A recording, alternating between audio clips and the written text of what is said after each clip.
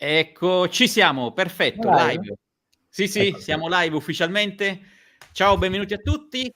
Ciao, ciao a Mr. tutti. Ciao Reset, ragazzi. Maurizio. Finalmente abbiamo una seconda live follow up dopo quella interessantissima con Giuppi della settimana scorsa. Ha deciso di raggiungerci anche Guido, quindi oggi sarò una Sono specie di intruso. moderatore, esatto, mi faccio piccolo piccolo nel mio mondo corporate e sono qui per sentire un pochettino di commenti e di interazioni tra due freelance, quindi e se vogliamo anche competitor, no? Nel mercato. Questo magari ne parliamo per capire come vi posizionate, le tipologie Subito, di... subito vuoi metterci uno contro l'altro, però. Sì, sì, Questo, inizio questo è molto subito. televisivo da parte tua, però vabbè. E io ormai Ora sono di lato, combattete. sono di lato da questo lato, per cui iniziamo allora, perfetto, abbiamo un paio di persone collegate, ma l'idea è di iniziare magari subito con, per dovere di ospitalità, visto che Guido ci ha raggiunto, vuoi fare un attimo una presentazione, raccontaci di te e poi andiamo sui Sì. vari argomenti. Sì, allora, vi racconto un po', diciamo, della mia storia professionale, cerco di farvela breve, che è un po' intricata. E sostanzialmente io ho un background di lingue orientali, ho studiato lingue orientali all'università all'epoca, anzi, ancora prima lettere moderne, per cui, diciamo, ero tutto in ambito umanistico.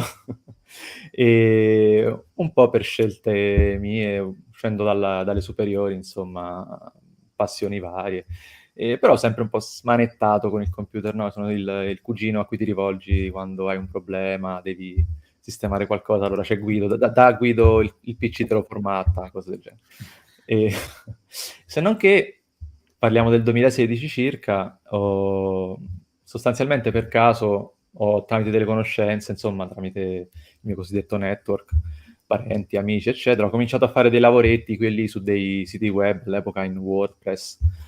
E dopodiché questi lavori sono espansi, ma mi fai anche questo, mi aggiungi questa cosa e quant'altro, fino a che, diciamo, la vera svolta l'ho avuta con la mia prima applicazione Android, una prima app che ho fatto per un cliente all'epoca, una bella app con, vabbè, per chi se ne intende, con anche un back-end lato web, insomma, un bel progettino abbastanza grande. E questo mi ha permesso poi di aprire partita IVA, di trovare dei lavori un po' più seri, tra virgolette. E sostanzialmente sono entrato nella mia precedente azienda come contractor inizialmente, tramite una società di consulenza, per un progettino di 6 mesi su un'applicazione sempre Android, sempre stato il mio mondo. E abbiamo lavorato per 6 mesi bene insieme, c'è stato anche molto, insomma, con la squadra c'era un bel feeling.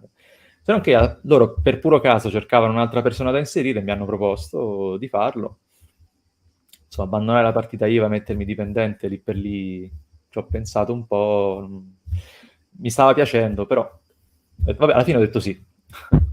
E quindi sono entrato come interno, sono rimasto appunto per 3 anni in ambiente, non direi corporate, era un'azienda di 30 dipendenti che principalmente faceva macchine per la spirometria portatile, per cui parliamo in ambito healthcare, eccetera, e c'era un piccolo reparto software in cui poi sono cresciuto, sono diventato responsabile del settore mobile, quindi applicazioni Android e iOS.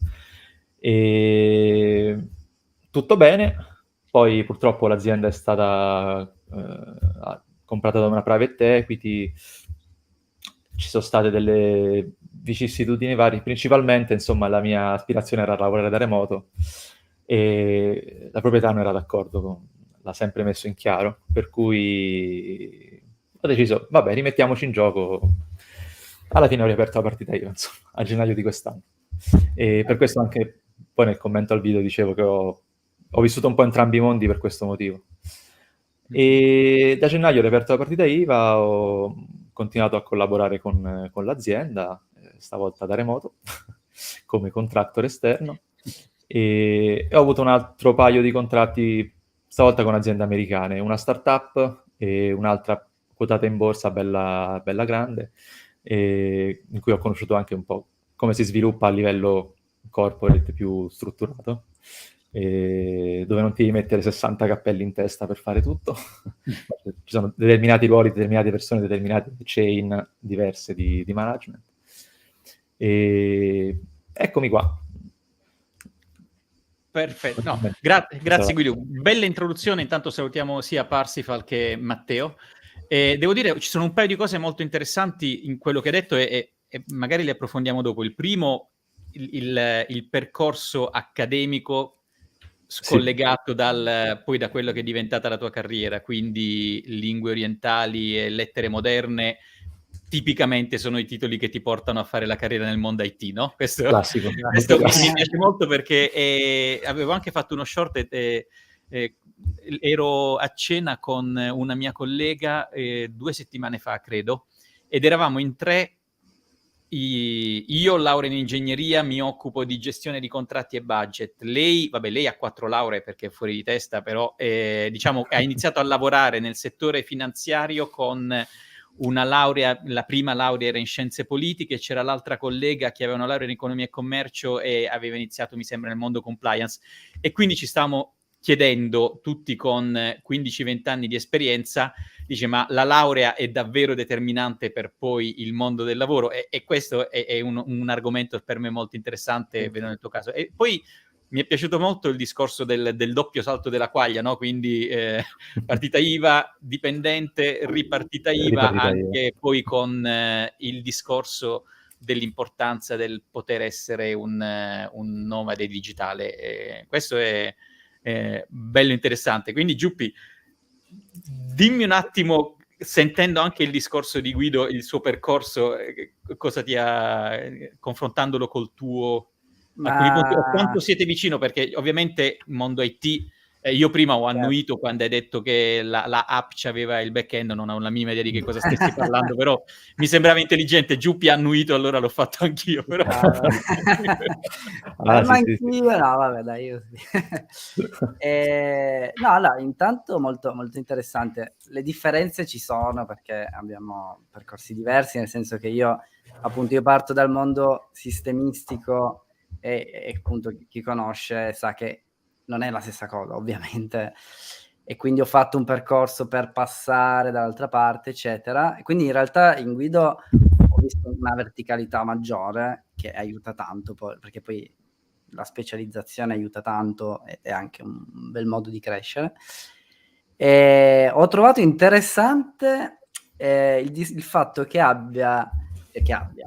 tu, Guido, parlo direttamente a te, che tu ti sia comunque aperto una partita IVA per poter lavorare da remoto quest'anno, perché io vedo, poi appunto sono anch'io a partita IVA, quindi vedo la stessa cosa, però adesso vedo che il mercato comunque spinge in full remote. Mi arrivano un sacco di richieste di lavoro full remote anche da dipendente.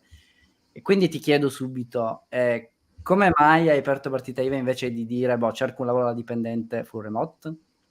Sì, ecco, guarda, magari l'ho un po' semplificata, è sembrato, hai aperto la partita per andare in full remote. In realtà una serie diciamo, ho ripensato tutta una serie di scelte e quant'altro. Alla fine ho pensato, certo, se da dipendente un'azienda può effettivamente impormi una cosa del genere, per cui devi per forza venire in ufficio 8 volte, altrimenti ci arrabbiamo, per citare un famoso film, e forse non fa per me, perché poi magari l'ho cominciato a vivere male, mentre vedevo altre persone, vabbè, dobbiamo tornare in ufficio, ok, no, non mi piace, devo farmi 30 km avanti e indietro, però così ci hanno detto. E io invece l'ho vissuta male internamente, per cui forse ho pensato, ma forse per me è meglio un percorso diverso, più indipendente, più, sai, magari da partita IVA, da contractor, da freelance, è più facile, tra virgolette, licenziarsi, cioè è più facile cambiare cliente da un momento all'altro, certo con i dovuti preavvisi e quant'altro, però dire mi sono stufato, è naturale passare a un altro contratto, mentre licenziarsi e trovare un altro lavoro l'ho sempre visto più un trauma maggiore, no? più complesso. Mm-hmm. E magari una scommessa sul lavoro successivo che poi magari ti trovi male e vai a trovare un altro ancora. Non so se In questo siete d'accordo? Cosa ne pensate? Sì, guarda, io condivido molte cose che dici, più o meno le ho espresse l'altra volta. Secondo me un po' c'entra il fatto di dover comunque un po' sposare il progetto, la missione di un'azienda, quando cioè almeno io non riuscirei adesso a entrare a dipendente dicendo poi che me frega 6 mesi, se mi trovo male me ne vado, e quindi anche quello mi ha fatto un po' decidere così, e mi sembra aver capito che anche tu non volessi così iniziare un lavoro da dipendente alla leggera. E un po' secondo me anche il modo in cui magari si lavora, cioè nel senso, noi che magari siamo molto tecnici, mi viene quasi da dire artigiani della qualità del codice, però Sì. adesso prendete le parole con le pinze, però è proprio un discorso di dire io so fare questo mestiere e magari appunto come fossi un artigiano io lo porto, mi lego dei progetti, ma sempre dalla mia bottega. Adesso è veramente una metafora che può andare molto male, però spero si capisca un concetto di forse che magari è diverso dal dire invece all'interno di un'azienda, magari come puoi essere tu Maurizio, io ho un ruolo e quindi la mia, tra virgolette, bottega è l'azienda, cioè io con l'azienda faccio magari un determinato percorso. Potrebbe essere anche vista così questa cosa. E io ovviamente sono, se vogliamo, in una situazione quasi ibrida, perché sono quasi 2 anni e mezzo, 3, che ora sono in full remote, quindi anch'io sono 100% da casa, però è una situazione un po' particolare. Mi interessava molto, stavo pensando alla parte tempistica, perché fondamentalmente tu Guido hai detto che nel 2016, no? Hai iniziato questo tipo di attività. Sì. E poi nel 2020, giocoforza, l'essere nomadi digitali è diventato lo standard per tutti. Quindi stavo pensando, io lavoro da 24 anni, per me il remote è una parentesi molto breve dell'ultimo periodo e quindi faccio parte di quella generazione che descrivevi tu del vabbè, bisogna tornare, pace, si torna alla normalità, tra virgolette. Per voi che invece avete iniziato a lavorare quasi a cavallo del full remote, in realtà magari è più difficile accettarlo, perché se tu dici, se io ho avuto 3-4 anni di esperienza dall'ufficio e 3 anni in full remote, automaticamente sono due cose che posso tranquillamente confrontare e scegliere l'uno o l'altra. Per chi magari si è fatto 20 anni in ufficio, il full remote è più probabile che lo possa leggere come una parentesi che vabbè, peccato, oppure meno male, è finita, a seconda della situazione personale, e ci si rindirizza dall'altro lato. Per cui quello magari è anche una combinazione, fatto salvo che, come discutevamo l'altra volta, molte aziende si stanno comunque orientando verso posizioni in remoto anche per gli interni, per fortuna, perché io lo vedo assolutamente come una cosa fondamentale. Sì, sostanzialmente, diciamo sì, io nel 2016 lavoravo da casa, non era una cosa, cioè ero un freelancer, lavoravo sostanzialmente da solo su dei prodotti, dei progetti per piccolissimi clienti, non avevo una squadra, cioè c'era un ufficio di riferimento, ma era l'ufficio del piccolo business che aveva bisogno del sito, dell'app. Quindi si andava lì ogni tanto a incontrare il cliente, fare 2 chiacchiere, capire che cosa fare. Però sì, ho sempre lavorato da casa e sì, effettivamente ora mi ci fai pensare, da quando mi hanno assunto, un po' ci ho pensato al fatto che inizialmente almeno, cavolo, però 5 giorni in ufficio sono tanti. cavolo.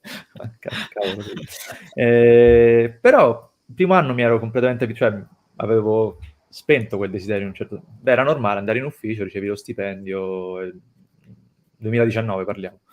Poi effettivamente è venuto questo terremoto e da lì non mi sono più ripreso, cioè, ogni volta mi dicevano vieni in ufficio perché sì, mi pesava tanto. Poi non l'ho più superato in effetti. C'è il commento di Matteo che dice: ho colleghi che non vorrebbero mai lavorare da casa. Allora, io su questo ho un paio di esperienze.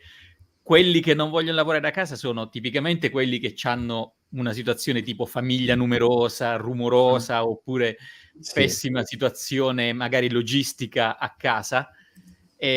Oppure sì, ci sono le persone che hanno assolutamente bisogno del contatto. Io racconto, io sono passato dal lavorare in un campus con 13.000 persone a lavorare da casa e sinceramente sto benissimo, soprattutto per la mia situazione personale non potrei più farne a meno adesso, cioè se un domani dovessi cercare un'altra posizione lavorativa cercherei sicuramente una posizione in full remote. Però il discorso, sì, non so Matteo, nella tua esperienza qual è il motivo per cui, cioè, credo che bisogna fare la distinzione tra il voler andare in ufficio e il non voler stare a casa. Sono due cose completamente diverse, ragazzi, cioè... Assolutamente. No, anch'io c'erano vari di colleghi che effettivamente dicevano la stessa cosa. Io a casa non ci voglio stare, fatemi venire in ufficio. Esatto, no, a quel punto cioè, crei una realtà di co-working, che ne so, una situazione piacevole, come diciamo l'altra volta no, con Giuppi, magari dove ti metti con persone, amici, c'hai un ufficio dove si può andare, e a quel punto non sei a casa, ma non sei neanche nelle realtà obbligata. Poi sì, per carità, senza girare il dito nella ferita, però sì, per alcuni può essere non facile. Poi penso che è anche una situazione difficile che si crea in certi ambienti, quando a lavorare da casa sono in pochi e gli altri vengono in ufficio anche un po' costretti. E allora chi lavora da casa finisce un po' per essere isolato. Mi è successo perché poi nell'ultimo periodo mi impuntavo magari e me lo facevano fare, però poi mi rendevo conto che chi stava in ufficio non aveva magari lo stesso potere contrattuale per qualsiasi motivo. Un po' ne risentiva, no? Un po' si risentiva di per sé, quindi poi anche chi sta in ufficio tende a collaborare in maniera diversa, di persona, faccia a faccia. Sì, a oggi è ancora un setup ibrido, per cui per esempio anche no, quello che dice Matteo, dice io sto iniziando a lavorare adesso, dice vorrei lavorare da casa 5 giorni su 5, però mi rendo anche conto che soprattutto per i giovani è un'esperienza più completa. Anche lì, secondo me, dipende perché generazioni come la mia, che sono nate e cresciute in ufficio, il passaggio al lavorare da casa può avere dei pro e contro. Adesso, chi entra adesso in una situazione completamente ibrida, perché c'è un po' e un po', probabilmente tra 5 anni sarà la mosca bianca quello che va in ufficio o ha degli obblighi di tipo diverso. Ovviamente su questa la posizione di Giuppi credo che sia molto chiara, perché lui è un nomade digitale anche per missione. Sì, però ti dico, rispetto a quello che dice Matteo, io quando ho iniziato, che avevo 20 anni, stare in ufficio, fare gruppo, imparare da chi aveva più esperienza mi ha aiutato tanto. Dipende poi da persona a persona, nel senso che poi magari c'è chi se la cava da solo, anche Guido ha iniziato da solo, è andato avanti da solo, poi vabbè, da solo relativamente perché lavori con altre persone online, eccetera. C'è chi ha bisogno di quell'ambiente per iniziare, ed è anche comunque una scuola di vita, però sicuramente all'inizio secondo me può essere un po' diverso. Dopodiché basta. Cioè. Sì. Non lo so, io non so se non avessimo vissuto in ufficio un anno intero con il mio team precedente, con cui ancora mi sento con tutti, siamo ancora amici, non so se avremmo creato lo stesso identico legame. Mi piacerebbe pensare di sì, però magari ci avremmo messo più tempo. Non lo so, c'è anche questo da valutare sicuramente. Voglio farvi una domanda, confronti Italia-estero, cioè voi siete freelance, prendete commesse che possono essere con clienti sia in Italia che all'estero, ma accennavate entrambi no, a veniamo contattati per opportunità e cosa. Quanto, perché ovviamente senza il remoto, appunto, vuoi lavorare in Belgio, devi prendere la tua valigetta, andartene in Belgio e lavorare. Nella situazione di un freelance settore IT o comunque con la nuova situazione lavorativa che si sta configurando, qual è la vostra esperienza rispetto all'offerta di lavoro Italia-estero che ne so, dagli stipendi, dalla numerosità delle opportunità, dal diverso modo di approcciare il lavoro? Avete esperienza al riguardo? Come la vedete? Vai tu, Giuppi. Vai. Sì, vai. Ok, allora, sostanzialmente all'estero la richiesta è alta, specie almeno dalla mia esperienza, in alcuni paesi soprattutto. Tantissime offerte da Germania, Regno Unito, campo IT, forse Regno Unito paga un pochino di meno, però comunque c'è c'è molta offerta. Stati Uniti, e lì la difficoltà, certo, come freelancer forse la difficoltà lì è presentarsi direttamente, per cui ad esempio io faccio parte di un paio di network di professionisti dove sono loro a introdurti, sono loro a cercare il cliente, e sono loro da intermediari, no? Per cui alla fine è facilitata tutto questo meccanismo. Aziende grandi all'estero che vanno a cercare singolarmente il consulente è più difficile. In Italia invece mi succede, insomma, essendo comunque un territorio principalmente a PMI, tranquillamente si parla direttamente con l'azienda cliente o con l'azienda di consulenza che cerca la persona. Questi network a cui fai riferimento, si può dire quali sono? Sono open? Come funziona? Sì, allora io faccio parte quello principale di cui faccio parte si chiama TopTal, credo l'abbiate anche citato nel quello di cui parlavamo l'altra volta, sì. Poi ero curioso di sapere com'era la tua esperienza. Allora, vabbè, poi un altro paio, per cui però non ho ancora lavorato, per cui principalmente posso parlare di TopTal. La mia esperienza in sostanza è stata molto... Allora, il meccanismo d'ingresso è difficile, c'è una bella selezione, come infatti dicevi anche tu, Giuppi, mi sembra.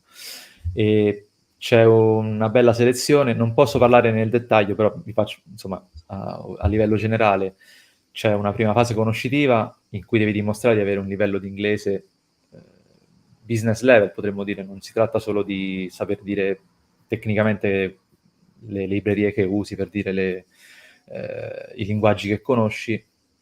Esatto, proprio lui. Ma anche fare un po' di conversazione con il cliente, per cui tu vai in chiamata con il cliente e devi poter parlare, che ne so, situazione geopolitica, meteo, stupidaggini del genere, loro le valutano. Comunque, se non serve proprio fare un minimo di small talk, no? Insomma, è più difficile. E dopodiché c'è tutta la parte tecnica, almeno per quanto riguarda TopTal, assume anche manager e altri ruoli. Per quanto riguarda noi, sviluppo, software principalmente, c'è una parte iniziale algoritmica, classica da interview di FANG, insomma, di grandi aziende, e dopodiché c'è una parte take home, in cui devi fare un progetto in una settimana, e questa è la parte più difficile perché devi fare un progettone, almeno per quanto mi riguarda, quanto mi hanno dato a me, era un progettone dove non dovevo solo fare il front-end, ma anche il back-end, e con varie cose, tutto in una settimana, mentre lavori, mentre fai altro magari, quindi 10 ore dedicate. E poi lo valutano, lo devi presentare, vai in una call con la loro persona, devi presentarla come fosse il cliente, per cui deve essere un progetto finito, bello, collaudato, deve funzionare. Comunque, scusami, un progetto affine alla specializzazione su cui ti vuoi... Sì, loro ti dicono, cioè, in base a quali ruoli, diciamo, in base alle tue esperienze, ti dicono dovresti farlo con questa tecnologia, che è quella per cui ti stai candidando sostanzialmente.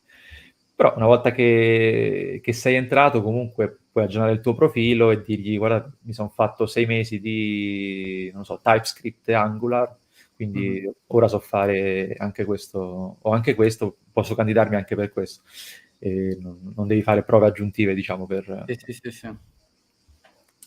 E niente, poi presentato il progetto, sostanzialmente se lo passi, sei dentro, e una volta che sei dentro ti sommergono di proposte, di annunci, di cose, perché poi hanno molte richieste, hanno molto lavoro, e mi sono trovato bene. Tutti i lavori che ho fatto sono stati niente di cui lamentarmi, insomma, ti seguono, ti aiutano, ti danno risorse gratis per studiare, migliorare, per cui è stata un'esperienza assolutamente... Quindi è un buon investimento quello di mettersi in impegno per superare questo filtro, entrare in questo network. Sì, specie nel nostro settore, sì, io direi che... Cioè, sostanzialmente la loro parte è quella di togliere tutto quello che è la parte, conoscere il cliente, fargli una proposta, capire di cosa ha bisogno, eccetera, eccetera.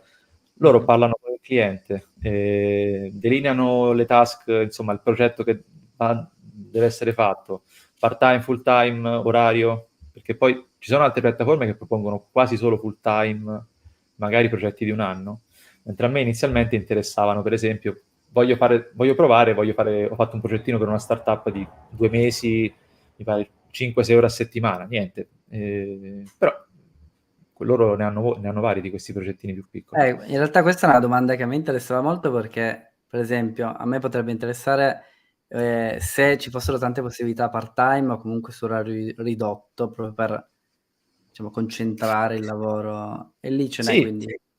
Sì, sì, loro penso circa una metà degli annunci che mi arrivano sono o part-time o cosiddetti hourly. No, funziona. A me, insomma, sono sempre trovato bene. E tu lavori principalmente con loro adesso o un po' con anche fuori? O... Con loro ho appena concluso un bel contratto e quindi mi sono trovato bene, è andato tutto bene. Poi purtroppo l'azienda ha presentato una trimestrale un po' bruttina, per cui un po' di contractor li hanno fatti fuori, diciamo. Però sì, ho ricevuto altre proposte. Adesso sono un attimo in pausa estiva, diciamo, mi stanno finalizzando alcune proposte, per cui penso che ne sceglierò sia con loro che fuori. Però sì, io penso di lavorarci in futuro, insomma. Finora sono state sempre esperienze positive, come dicevo. Poi non voglio fare pubblicità perché non è che non ci guadagno nulla, però... Mettiamo comunque il link affiliato di Guido in descrizione. No. Quindi tecnicamente, superata questa barriera d'ingresso, se uno vuole può anche diventare questo lo strumento per trovare clienti, no? L'altra volta quando parlavamo della difficoltà del trovare clienti, creare network e tutto, cioè se ho capito bene, se uno si muove, se entra in questo c'è abbastanza, cioè non è uno di quei siti dove poi ti sei iscritto e poi sei lì appeso, cioè c'è massa critica per poter veramente non dover preoccuparti di andare costantemente a caccia di opportunità e di clienti o progetti. Sì, lì bisogna un attimo capire bene, cioè bisogna considerare che lì dentro sei anche in competizione tra talenti, per cui tu stabilisci un tuo rate orario e loro non possono dirti di no. Per assurdo tu puoi anche chiedere $1.000 l'ora. Loro ti dicono va bene se vuoi. Però ovviamente se c'è un altro talento che viene da una zona del mondo dove la vita costa di meno e lui si può proporre con la tua stessa esperienza per la metà, entri in competizione con lui, può essere più difficile. Diciamo i talenti del Sud America, visto che principalmente le aziende che chiedono sono statunitensi, sono avvantaggiati perché il cosiddetto fuso orario, insomma, per loro è conveniente, hanno lo stesso degli USA. Poi ci sono una serie di fattori un po' da considerare.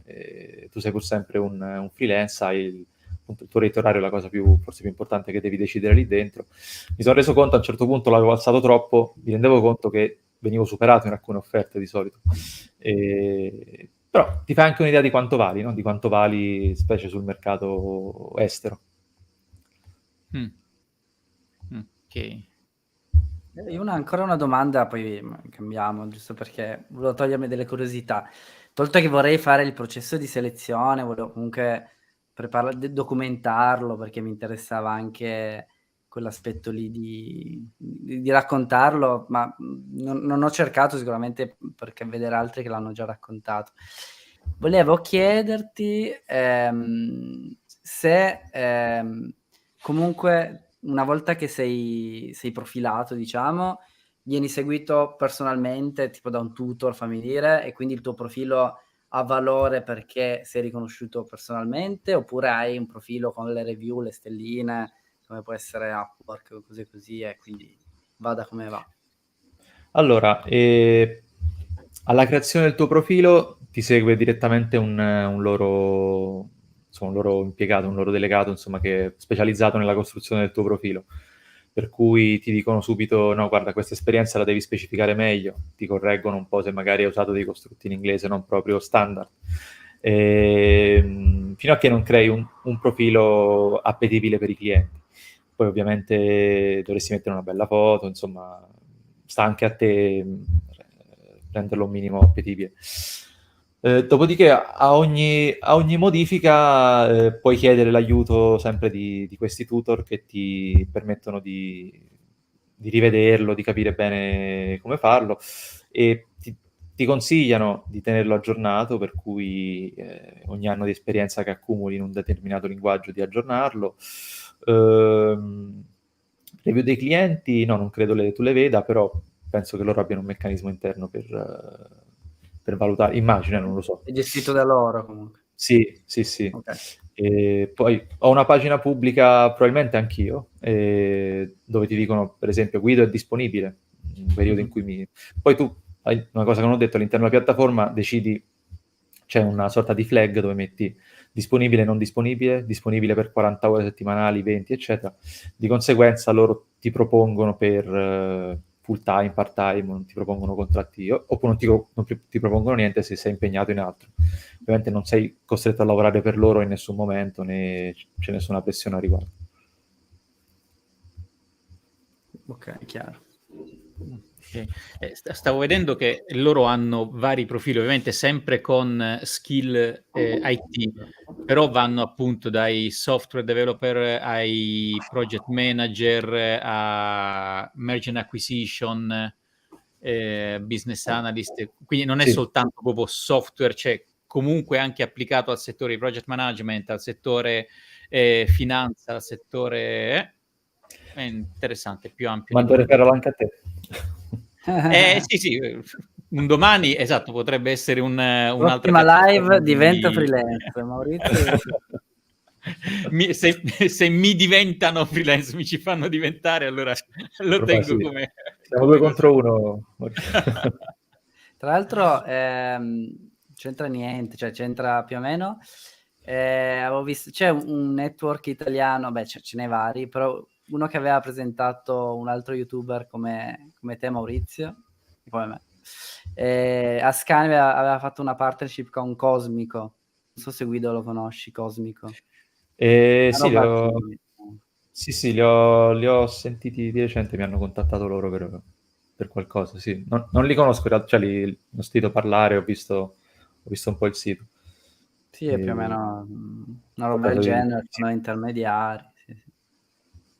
Ah, ok, anche loro vedo... Sì, fammi... Sì, con Cosmico mi sembra... Quando tu entri, ti registri, c'è da fare un test attitudinale molto interessante. Non so se l'hai fatto, Giuppi. No, l'ho visto, ma non l'ho fatto. Sì. È carino, ti danno tipo 6 risposte e tu devi scegliere 3 di quelle che ti rappresentano. Interessante, poi non so... sì, mi hanno dato un risultato alla fine che dicevano che io, ad esempio, ero molto puntato sull'artigiano perfezionista, cose del genere. Poi immagino serva anche a loro per matcharti. Ah, ok. Interessante, quindi questa è l'altra piattaforma da considerare. Perfetto. Aspetta, qua c'è una domanda per me, eccolo qua. Hai visto in Svizzera, penso sia per me perché hai visto in Svizzera più apertura e fiducia nel lavoro in remoto rispetto all'Italia? A pelle sì, nel senso che sicuramente ho sentito di diverse realtà che si stanno spostando verso la possibilità di lavorare in remoto, però anche lì devo dire che ho visto anche aziende che ti devono tenere sotto controllo. Sicuramente le aziende più sono strutturate, più hanno la capacità di gestire le risorse e le attività in remoto senza dover vederti seduto, perché là è veramente, sono incapace di controllare le cose, quindi ti devo vedere fisicamente lì come un corpo. questo credo che sia in generale all'estero una cosa dove perdiamo punti come italiani. Ecco, diciamo che all'estero tipicamente è un attimo più strutturato. Intanto salutiamo Giovanni e Sebastiano che ci hanno anche raggiunto. Eccoci qua, perfetto. Altri punti che volevamo toccare? Io avevo una domanda per tutti, non so se... Sì, vai. Vado. Sì, allora no, una domanda che faccio anche ad altri freelancer che per confrontarci è interessante. Poniamo che da freelancer ti ritrovi libero e ricevi 2 proposte in contemporanea. La prima per una classica startup, per così dire classica, dove c'è molto da lavorare, c'è un prodotto, la startup è finanziata solo per un tot di mesi magari, per cui c'è una scadenza imprescindibile, dopodiché è fallita, e vieni portato a bordo perché c'è bisogno di personale, non hanno tempo per trovare qualcuno full time, prendono un contractor, e quindi sostanzialmente si tratterebbe di sviluppare un prodotto con specifiche più o meno chiare, che però cambieranno sicuramente nel tempo, e c'è molto da lavorare, ritmi serrati, magari fai anche dell'overtime pagato ovviamente, e porterai più cappelli in contemporanea perché è classico della startup. E dall'altra avresti invece una proposta più, possiamo dire, corporate, per cui tranquilla, dovrai fare le tue 8 ore all'interno di una squadra, hai un product manager, uno scrum master magari, insomma tutte figure di riferimento, per cui devi solo scrivere codice e basta sostanzialmente. E non c'è overtime, anzi forse nelle 8 ore ti avanzano pure il tempo di fare. Tecnologie nella startup molto ultime arrivate, insomma, le più nuove. Nel corporate magari le tecnologie un po' più legacy, non antichissime, però insomma. Tu, non ti dico darmi una risposta una o l'altra, però come le valuteresti le due cose? Un attimo prima, scusami Giuppi, fino alla fine dovrò trovare una maniera per rompere questa concezione del mondo corporate necessariamente lento. Sì, Fino alla fine ce la faremo, c'è un dinamismo anche lì. Ovviamente non come la startup, però scusa, non volevo... Sì, no, adesso infatti un grande dipende, proprio perché dipende dallo scenario. In realtà io mi sono trovato in questa situazione un anno fa, nel senso che ero all'interno di un ambiente corporate e mi avanzava il tempo e facevo il mio ed andava benissimo, tecnologie legacy a dir poco, quindi ero lì. Ho avuto la possibilità di entrare in un progetto di una startup che partiva da zero. Non era proprio a termine, nel senso che non era abbiamo soldi per 6 mesi e speriamo che vada bene, era un pochettino più strutturata, aveva le spalle più coperte, però partiva da zero. Però mi sono trovato proprio davanti a questa scelta. Ho fatto per un paio di mesi metà e metà, ed è stato abbastanza impegnativo. Ed era proprio questo. Sto in una realtà, praticamente anche più o meno a parità di guadagno, perché poi ovviamente quello era più o meno uguale. E quindi la scelta era: sto in un lavoro tranquillo, meno stimolante, in cui ho tempo per fare un sacco di cose, oppure cerco la sfida, cerco di imparare cose nuove. Allora, tolto che ovviamente era il mio caso, cioè non è che potevo essere in un'azienda corporate super dinamica, ma guarda caso non era così. È girato dall'altra parte per non ascoltarci. Se ne va. Litigando con le luci, scusate. Cioè, morale della favola, io in quel caso ho scelto la startup con cui collaboro tuttora, perché intanto perché avevo voglia di crescere, cioè come dicevo il mio è stato un percorso tortuoso e quindi ho ancora tanto da imparare e vabbè, non si finisce mai, però in generale avevo proprio voglia di fare un salto, quindi in più forse legato anche a quel discorso di mi viene difficile sposare un progetto, per quanto possa essere comodo, non c'ho voglia di stare in un ambiente comodo. Per quanto invece riguarda però il discorso di lavorare molto di più, su quello non sono d'accordo, nel senso, se fosse stato se mi fossi trovato nella startup in cui sono ora, con l'acqua alla gola, dover fare sempre super weekend di lavoro perché lunedì c'è la presentazione, che sono realtà con cui ho avuto anche a che fare, quindi so. Non è questo il mio caso. In questo momento della mia vita in cui sto cercando di aumentare sempre di più la qualità della mia vita, anche, cioè, nel senso, poi in realtà alle 7 del mattino faccio le live in cui programmo da solo, quindi però preferisco scegliermelo di fare le cose, quindi spalle al muro probabilmente ti direi startup, perché ho avuto molta esperienza corporate, con quelle con cui ho avuto a che fare io, il fatto di avere magari meno stimoli sulle nuove tecnologie, che ci sta, per esempio nelle grandi aziende, che ne dica Maurizio, ma è giusto che non si vada a provare una nuova tecnologia che magari non ha il supporto, cioè sono cose che poi hanno una logica molto, molto giusta. Però personalmente invece io ti dico, preferisco mettere le mani in pasta, provare, vedere cosa succede, aggiornarmi, quindi personalmente preferisco il mondo startup, che poi non è per forza startup, però è divertente, hai meno garanzie, in questo momento però preferirei non dover sacrificare troppo il mio tempo, ma piuttosto sacrificarlo su altre cose, quindi...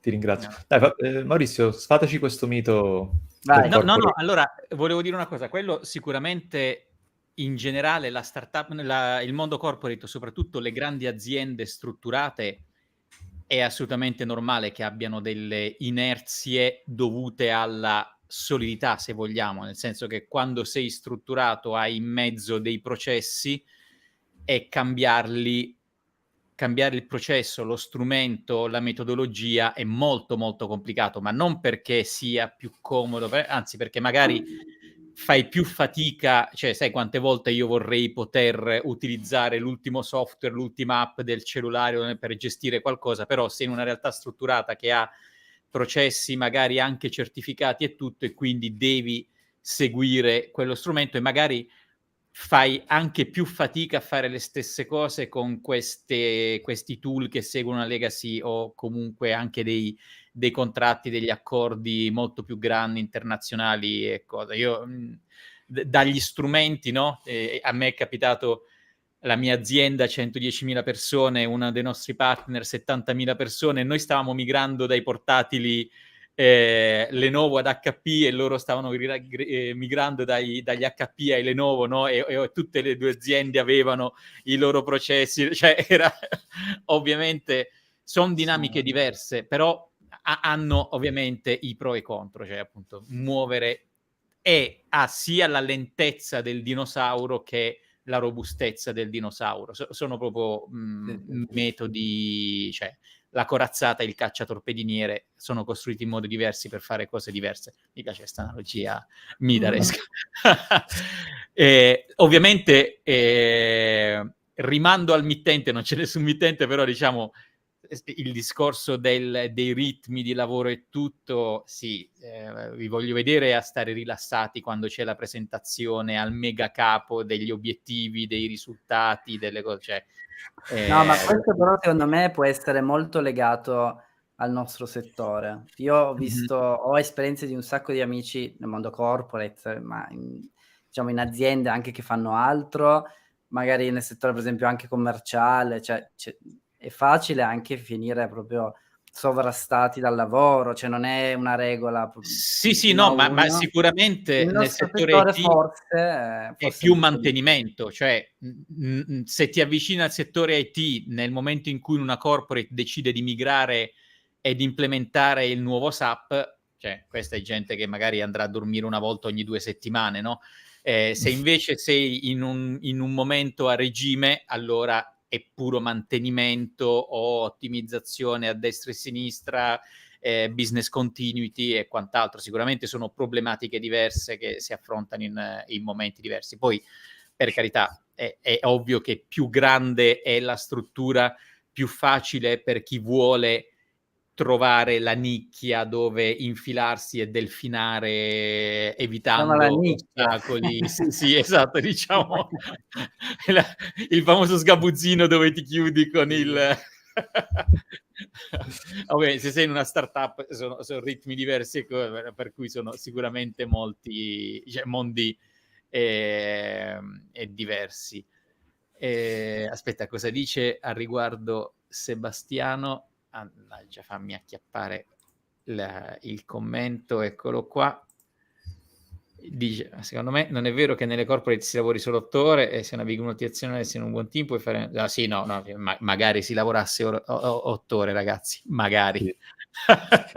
Io l'ho presa come stereotipo per fare un No, ma ragionamento. esatto, cioè, è l'equivalente dello stereotipo cose... se stai a casa e non lavori, no, cioè non è... No, ma non si può generalizzare. Cioè... No, esatto. Però non si può generalizzare, però se proprio dovessimo generalizzare. No, ecco, una domanda volevo farvi, perché parliamo spesso del come trovare i clienti, cosa fare per...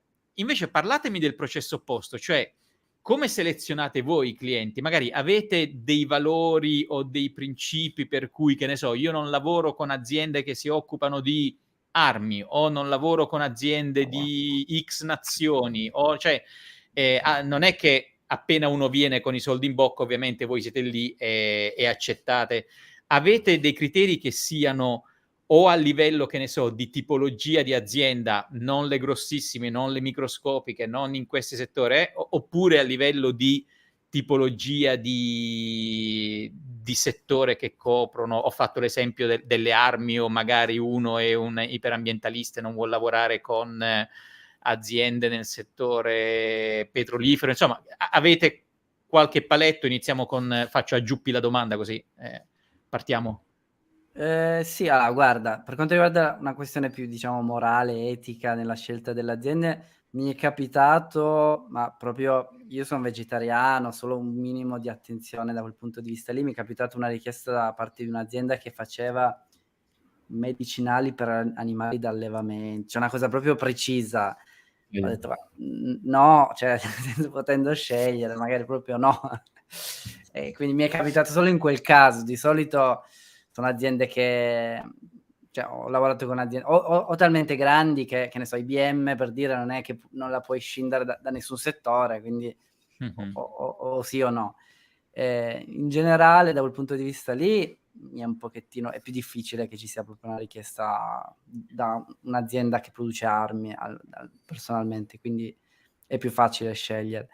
Dal punto di vista di selezione, quello che ho maturato come esperienza negli anni, volendo dare così una descrizione in punti, sono 2 cose che valuto. Una è la competenza che almeno riesco a percepire, perché mi son trovato in dei team con una competenza molto bassa o comunque un modo molto superficiale di lavorare, però è difficile capirlo così al volo. Però diciamo che un po', dopo un po' ti fai un'idea, e quindi rischi o di fare un lavoro appunto poco stimolante, in cui magari fai poco niente, vieni pagato, quindi dipende da te se c'è voglia di fare una cosa del genere, oppure di lavorare male. O segni una startup dove hai solo richieste, fai tutto, basta che funzioni, e quindi impazzisci lavorando male, oppure semplicemente, non lo so, comunque non hai un'evoluzione. Poi io faccio il freelance, ho bisogno di avere un'evoluzione continua personale, se no rimarrei fermo.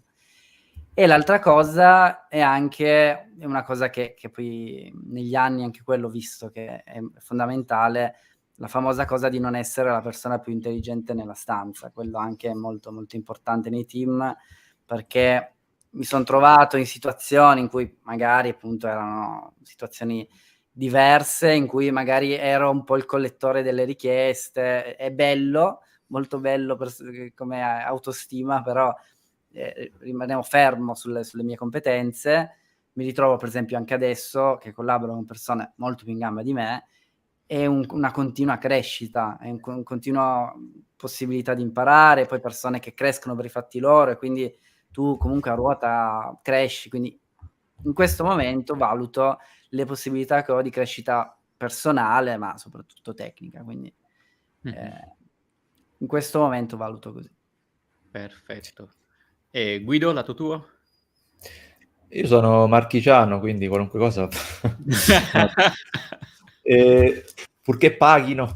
No, ovviamente ci sono alcuni settori in cui non me la sentirei di entrare. Sì, parliamo di forse armi, che ne so, ti chiedono sviluppami un sistema di puntamento per... No, questo magari non Non lo vorrei fare Trattamento di bambini. Sì, No, ecco. però cioè nel senso che se lavori per Qualcuno lo fa. società che lavorano con Finmeccanica, qualcuno lo deve fare il puntamento. Sì, a me è capitato una volta su LinkedIn un recruiter, un'azienda, non mi ricordo, qui di Roma forse, che faceva questo tipo di lavoro, gli serviva sempre in ambito sviluppo, qualcosa del genere, non me la sono sentita sinceramente. Però sì, sicuramente c'è richiesta. Conoscevo anche una persona che lavorava a livello proprio embedded, quindi proprio sui microchip di questi sistemi di armamenti. C'è chi lo fa, tanto purtroppo sì, il mercato richiede anche quello. Io non me la sentirei. E poi sì, un po' sì, quello che ha detto Giuppi mi ci ritrovo molto, e soprattutto cerco da freelancer normalmente, nella mia esperienza, hai meno colloqui, molti meno colloqui, piuttosto che da dipendente per entrare in un team, in un progetto. Mi è capitato magari di parlare 5 minuti con il project manager e poi sì, ok, sei dentro. Tanto il ragionamento qual è? Ti possiamo cacciare quando vogliamo, diciamocelo tra di noi. Non c'è sì, c'è un contratto, ma tutto sommato magari hai una settimana di preavviso e poi... quindi non fanno questa grande valutazione a volte di competenze. Lì è più difficile, però quello che cerco di valutare è l'affinità con la squadra. Prima di tutto voglio parlare con delle persone con cui poi alla fine mi resta il sorriso, cioè mi resta, cavolo, questa persona mi sono trovato bene, è affine a me, magari ha dimostrato un'esperienza, di avere, insomma, di saperne a pacchi, ma magari anche più di me, e vorrei lavorare con questa persona. Magari poi invece capita quello che già a primo acchito sembra un po' spocchioso, dici cavolo, se già nel colloquio è così. Questo sostanzialmente. L'aspetto umano è molto importante perché poi ti dà motivazione nel lungo periodo. Ecco. Ho una domanda per entrambi. La formazione continua. Avete entrambi parlato del discorso, no, che allora tutti e due siete partiti con il settore IT come passione personale. Nessuno dei due ha una carriera all'inizio perlomeno formalmente nel settore IT, poi è diventato il vostro lavoro e quindi a oggi qual è il passaggio quali sono le azioni che voi fate per mantenere il discorso della formazione continua? Cioè, avete accennato che, per esempio, su TopTal magari ci sono dei corsi per tenerti aggiornato, poi magari dubito che il cliente vi fornisca formazione perché tipicamente se prendi una risorsa esterna deve essere combat ready e la metti immediatamente a lavorare sul progetto. Voi come vi mantenete aggiornati o come decidete di esplorare nuovi settori e quanto, come se vogliamo seconda domanda collegata, quanto tendete anche a aprire altri settori di competenza? Magari questo sullo specializzato verso il generalista lo vediamo come domanda separata, però diciamo sì, la formazione continua come l'affrontate? Investite in corsi e semplicemente training on the job? Ditemi. Stavolta inizia Guido. Sì. Ok. Allora, in realtà per quanto riguarda i clienti ho avuto un'eccezione. Ultimamente un cliente che trattava, diciamo, i contractor alla stregua di dipendenti in quanto a, tra virgolette, benefit, per cui ci dava 2 ore a settimana in cui, ok, fate lavorate sui vostri progetti, migliorate, che so, la vostra conoscenza dei linguaggi che volete, nessuno ti veniva a chiedere poi su cosa avevi lavorato, magari se ne volevi parlare con un collega, sì, eri il benvenuto, però no, lì è stata un'eccezione, però è vero che normalmente ti dicono sei pagato all'ora, devi fare quel lavoro, non ti paghiamo la formazione, questo è vero. Però ci sono anche clienti illuminati, spezziamo la lancia a favore anche di loro. No, per quanto riguarda la formazione, beh, questo è un settore dove, sì, come diceva giustamente Giuppi, la formazione è continua. E io magari ho 6 anni di esperienza di Android, ma nell'ultimo anno non mi sono studiato bene questa nuova libreria che è uscita per fare la UI, l'interfaccia utente su Android, e adesso me la stanno chiedendo tutti, caso vero che mi è capitato, cavolo, niente, mi devo mettere lì 15 giorni tutte le sere e impararmela bene, perché poi mentire non ti porta lontano, perché al colloquio tecnico poi ti chiedono 2 o 3 domande, capiscono che... E nonostante io abbia 6 anni di esperienza, magari in 2 anni, non dico mi viene cancellata questa esperienza, ma se in 2 anni non mi aggiorno, non si sente poi che ho tutta questa esperienza alle spalle. Persone che anche lavorano 20 anni nel settore, quando devi fare il contractor su un progetto specifico, su libreria, framework, stack specifico, l'esperienza conta fino a un certo punto.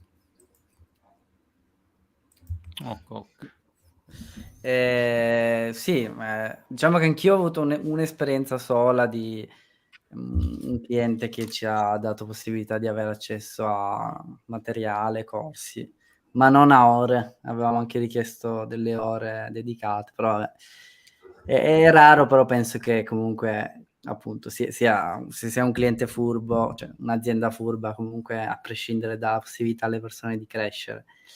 Io come dicevo prima, la scelta del cliente fa un po' parte della formazione per me. Non più, almeno all'inizio era più un magari prendo quella strada anche se non la conosco, ero junior, va bene. Adesso ovviamente non è più così, però sicuramente se io voglio investire su una tecnologia specifica, scelgo cliente in base a quello, non vado a caso. Cioè tipo mi stanno arrivando per esempio delle proposte, io sono più sullo sviluppo web, che può voler dire tante cose, tra cui per esempio sviluppo WordPress, che comunque esiste. E mi arrivano delle richieste su quello, magari anche super convenienti, dal Regno Unito me ne stanno arrivando di buone, però non lo farei. Cioè, per la mia formazione vorrebbe dire cioè, vado su un'altra cosa, ma non è detto, potrebbe essere anche una cosa in cui semplicemente fai dei lavori, guadagni. Quindi preferisco scegliere intanto dei clienti che su cui possa poi fare, tra virgolette, formazione, training on the job, nel senso delle tecnologie che siano magari nuove. Per esempio anche il fatto di essere in startup adesso mi dà questa possibilità. E poi per esempio una cosa che faccio è lavorare su progetti miei. Ovviamente non ho tanto tempo e quindi è una cosa che faccio poco, ma anche solo i siti che faccio in live cerco di farli sfidandomi, cioè non è che faccio il sito dicendo ok, ho preso in WordPress perché è veloce o qualunque altra cosa super già fatta, facciamo il motore di template con MD, che ne so, provo a vedere, poi seguo anche quello che vedo fare ad altri, dico proviamo a farlo in live. Ho scoperto che, per quanto Guido odi i programmatori in live, ma questa è un'altra storia, in realtà però dal punto di vista personale ho scoperto che è molto utile per studiare, perché tu sei costretto a parlare ad alta voce, cioè a meno che non fai una live in cui stai zitto e programmi, però non avrebbe molto senso. Però solo il fatto di dire devo parlare, comunque c'è un video, poi magari non lo guarda nessuno, come nel mio caso, pochissima audience, però devo comunque in qualche modo, tra virgolette, intrattenere. È una cosa che sto comunque imparando, quindi prima un attimo la devo preparare, insomma, è come se dovessi mostrare il tuo lavoro a qualcuno, quindi ti aiuta anche a studiare. Ho visto che è un buon modo quello di quello che Mr. Rip chiama il learning in public, no? Imparare in pubblico. Nel nostro caso io ho visto che a me, poi io ho ritmi blandi perché non ho tempo di far nulla, però se uno si mettesse lì e dice mi metto a fare programmazione in live, per esempio, è un modo per dover imparare meglio, perché sei committato con il pubblico, e poi comunque seguire altre persone. Io per esempio seguo altre persone su canali che mai avrei pensato. Ci sono pagine Instagram, non dico TikTok perché adesso non esageriamo, però nel senso anche Twitch, poi io non lo seguo perché non ho tempo, però sicuramente seguire altre persone può aiutare, soprattutto se sei all'inizio, quindi magari segui uno che proprio ti fa vedere tutto, dopo diventa troppo, cioè chiede troppo tempo, vedere anche un tutorial di un'ora, però lì si va per step, quando poi sei autonomo te la gestisci meglio. Però comunque stare sempre sul pezzo, cercare di far cose nel nostro settore, che io do per scontato che sia una cosa che diverte, cioè per me programmare diverte, ovviamente non sempre, però nel senso è una cosa che mi piace fare, quindi la formazione legata a qualcosa che mi piace fare, quindi la vedo più come una crescita personale in un topic che mi appassiona, ecco. Quindi ogni scoop è buono. Non so, learning on the job che hai citato prima, almeno da contractor freelancer mi è sempre stato difficile poterlo, o meglio, quando vengono a cercare, quando fanno una ricerca su determinati linguaggi, eccetera, se non ti vendi come esperto, almeno se non lo sei, poi è difficile impararlo lavorando, a meno che non abbassi molto magari la richiesta No, economica. infatti quello più da junior. Cioè quello lo puoi fare più da junior, cioè nel senso, soprattutto se è all'inizio, soprattutto se provi a vendere, ma non ti vendi come esperto, cioè vendersi Sì. come esperto non puoi più, cioè ovviamente poi puoi anche farlo a tuo rischio e pericolo, quello sì, però all'inizio secondo me per una figura junior con un profilo anche di salario basso, un po' come succede in ufficio, cioè nel senso vieni assunto da un'azienda come junior, tra affiancamento, tra che magari vai in ansia per un po' di mesi, impari. C'è niente da fare. Sì. Credo che questo sia un discorso probabilmente un po' meno sull'IT, nel senso che l'IT tipicamente sono, almeno all'inizio, skill puramente tecniche, no? Quindi tu devi andare e devi tirare giù righe di codice, linee di codice, devi fare test, devi fare... cioè c'è un tecnicismo puro da applicare.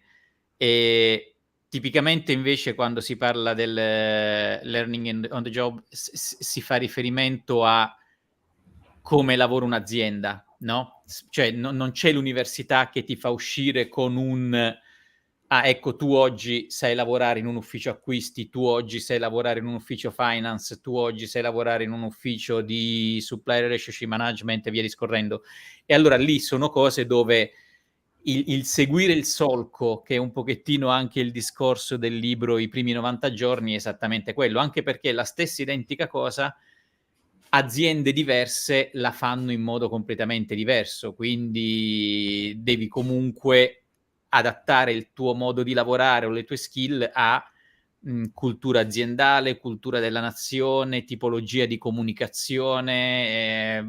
Pensiamo semplicemente a in Amazon è vietato il PowerPoint e usano questi documenti doc con lo storytelling di io vivo in un'azienda dove nel bene e nel male si vive di PowerPoint.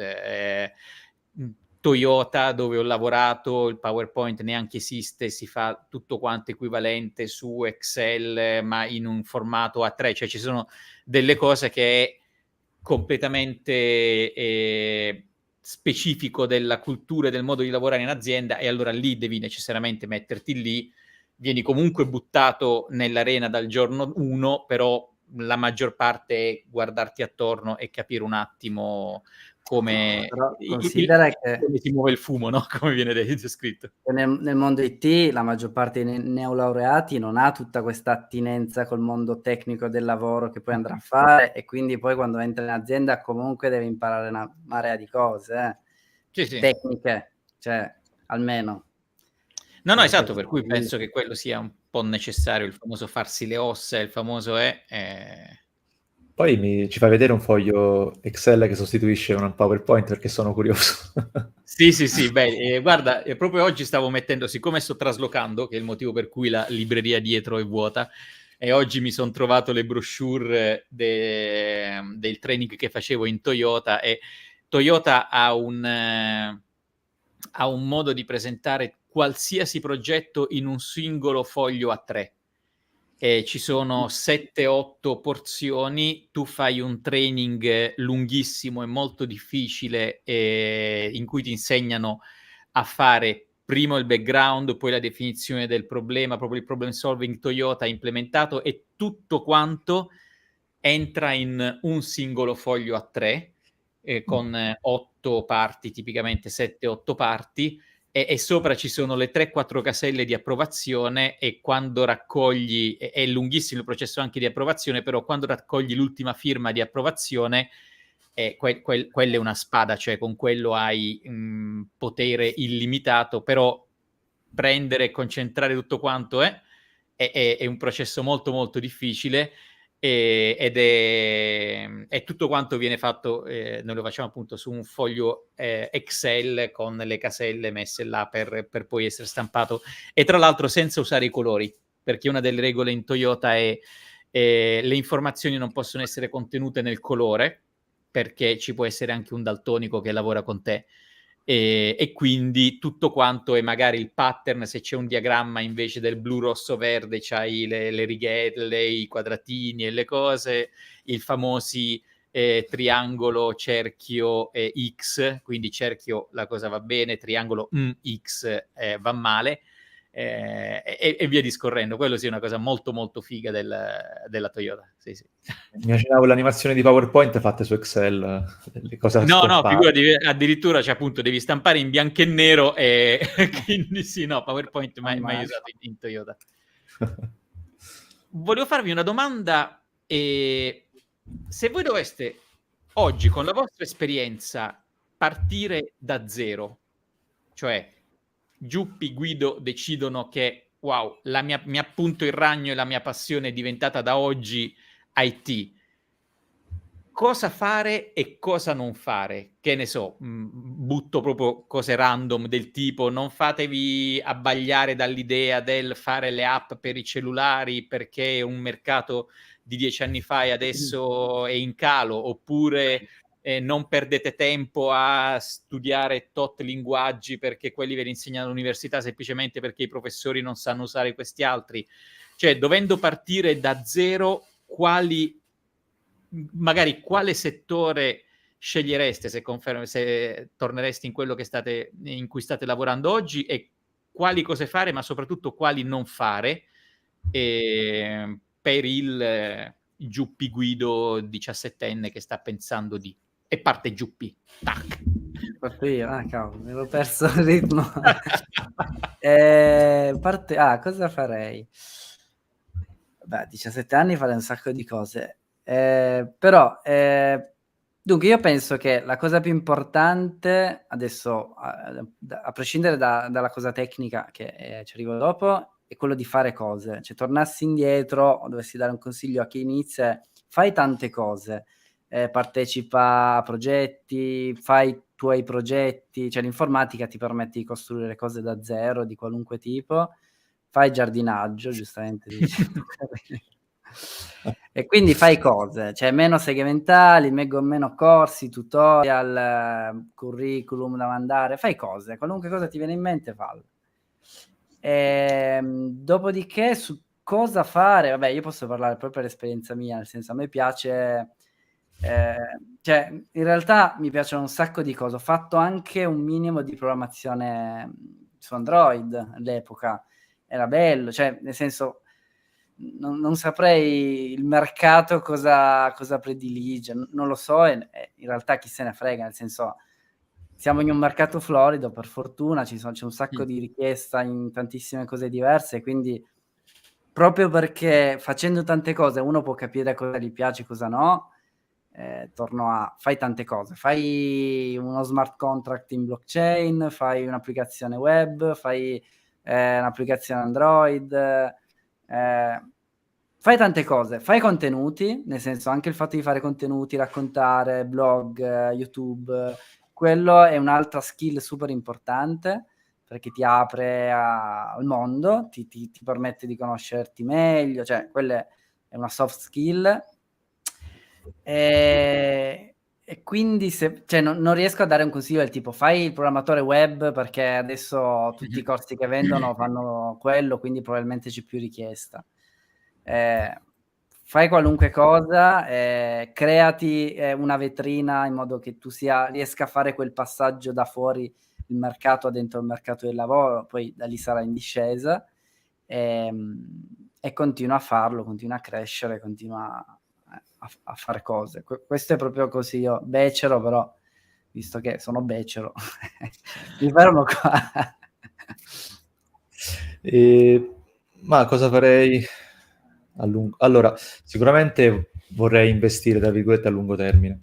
Per investire a lungo termine nel settore come 17enne, sicuramente penserei l'università potrebbe non essere un cattivo investimento a lungo termine. Certo, parliamo di è una bella spesa lì per lì, no? A livello di tempo, specialmente in Italia poi a livello di soldi magari può anche non esserlo.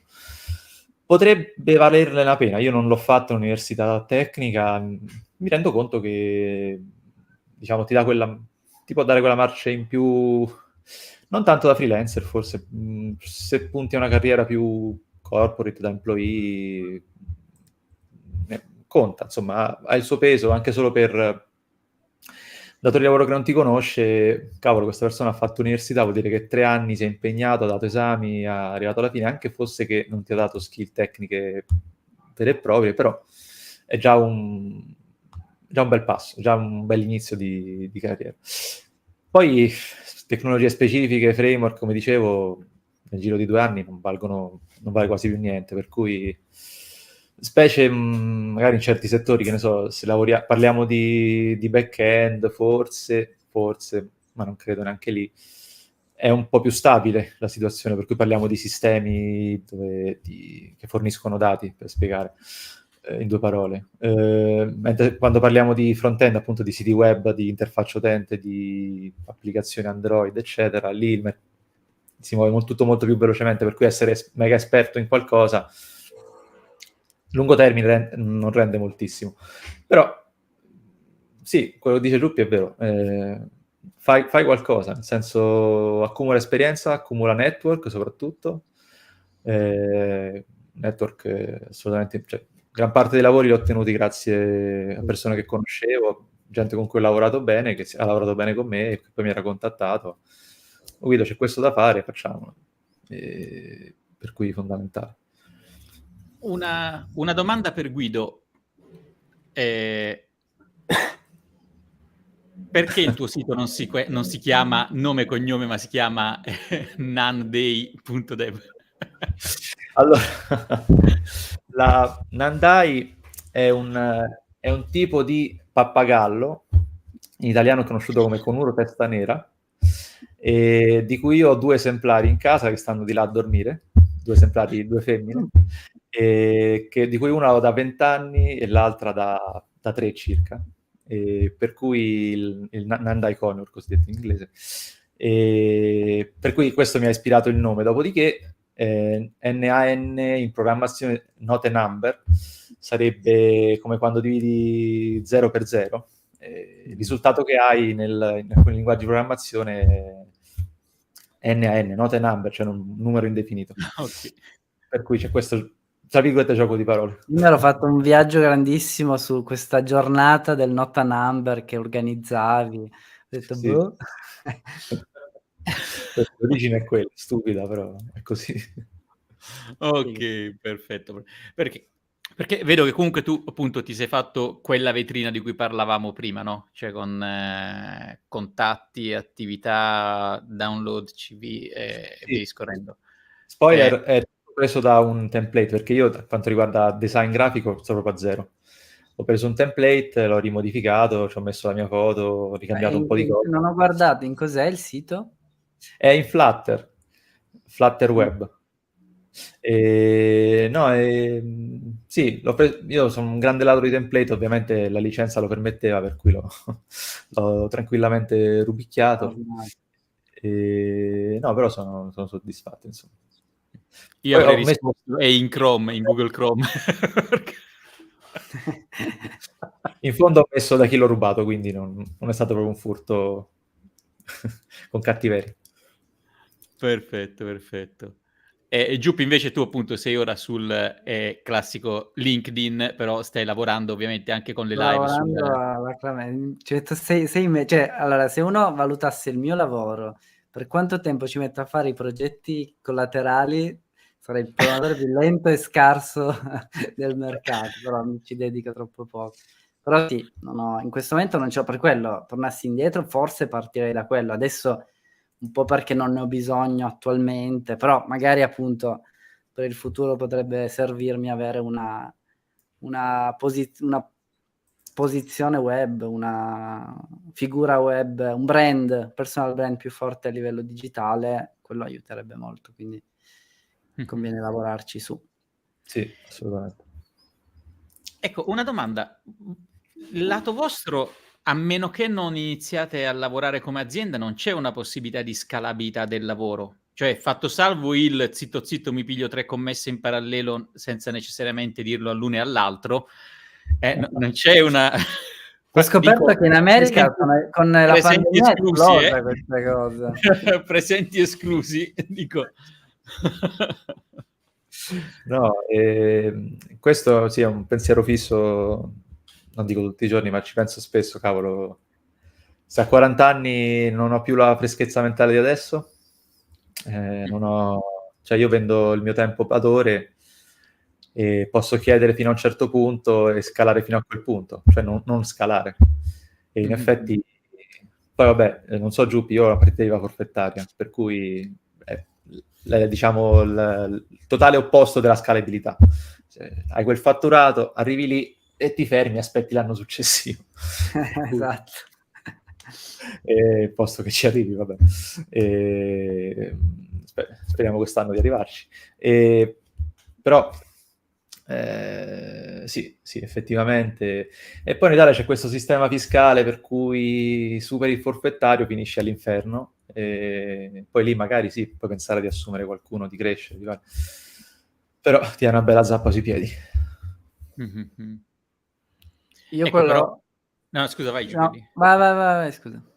No, nel senso, cioè, appunto, quello diventa un altro lavoro, perché appunto vendendo competenze per tempo ho il mio plafond, perché fatto salvo passare ai 3.000 euro l'ora, diciamo, a un certo punto c'è un momento in cui il mercato ti dice stop e quindi diciamo hai questo effetto, a meno che non diventa appunto un business e quindi altro, cioè assumere persone vuol dire non essere più un freelance, un programmatore, ma un gestore di risorse. E dicevi, Giuppi, scusami.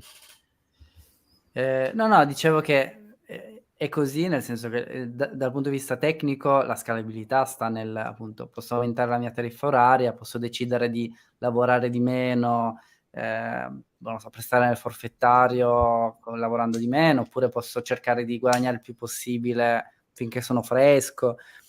Io, per esempio, che sono più anziano e c'ho già meno voglia di lavorare, no, però pensando in realtà... Signora mia, non me ne parli. Quello che ho... Però, per esempio, una cosa che sto vedendo in questo momento in cui c'è un boom di formazione di tutti i tipi legato al mondo dell'informatica, un modo per essere più scalabili con le proprie competenze tecniche, per esempio, è fare formazione.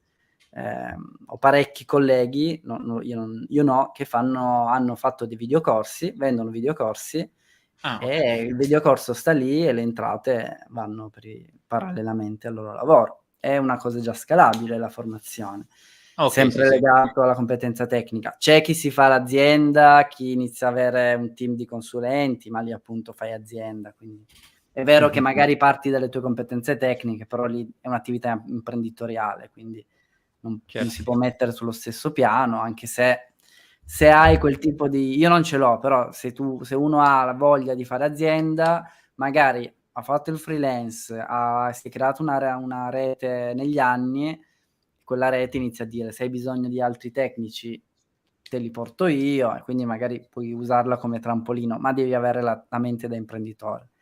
Se no, tecnicamente, secondo me, formazione, e poi quello su cui lavoro anch'io è fare appunto un personal brand, perché puoi avere appunto creare un'azienda sulla tua persona, e quindi magari tu come sviluppatore hai delle competenze, appunto puoi fare sia formazione ma anche creare contenuti di tanti tipi, quindi magari creare scalabilità in quel senso lì.